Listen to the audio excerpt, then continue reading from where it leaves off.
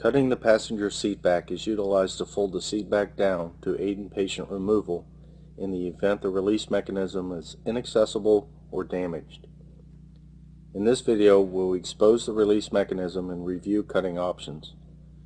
You normally will be able to make your cuts without the removal of the outer cover of the seat. However, we have removed it here for instructional purposes.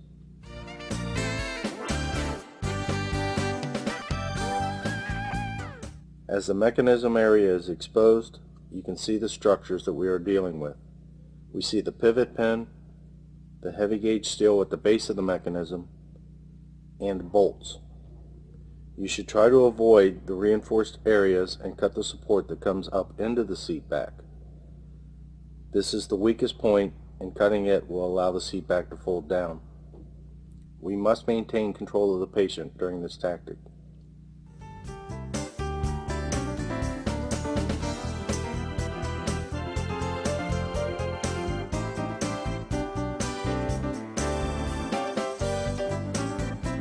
One thing to deal with the reclining seats is, first off, try to find the mechanism. Find the mechanism side, release it. If it releases and the seat back goes back, great. But a lot of times during the wreck, those get jammed. So if you have to cut it, try to go to the mechanism side first. And the reason we do that is 9 out of 10 times the other hinge is just a dummy hinge. Cut the mechanism side, the seat back will fold back. But a couple things you gotta look for on the seat mechanism.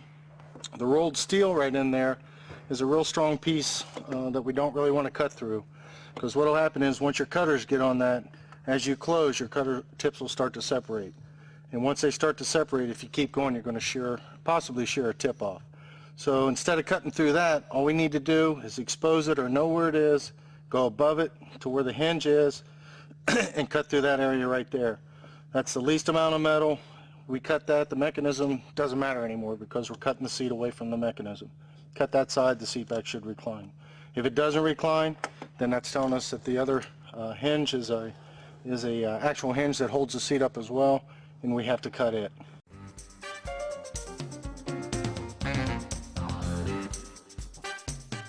Always know where your rescue tool is in relation to the patient, and remember, no more than one way to accomplish your extrication goals.